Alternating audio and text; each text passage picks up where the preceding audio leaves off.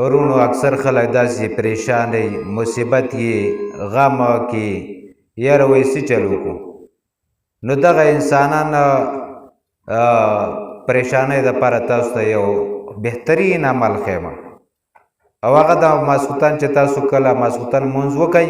د ماسخوتن د لمانځه نه وروستو یعنې 2 رکاته نفل وکئ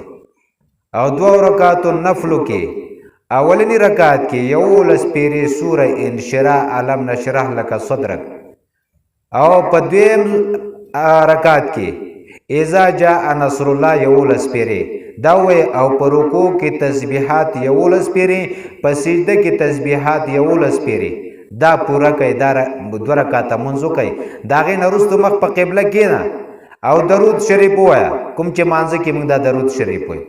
او 101 پیرې یا الله جل جلاله یا الله جل جلاله یا الله جل جلاله بیا دعا وغواړه او سحر لخپل کار ته ګوره چې شوی دی که نه دی شوی ورونو دا وظیفه تاسو ته مې وښوده او په دې باندې عمل وکړئ بهترینه وظیفه د هر حاجت دپاره مجرب عمل دی قرآن کریم او سنت دی ورونو الله دې د عمل توفیق راکړي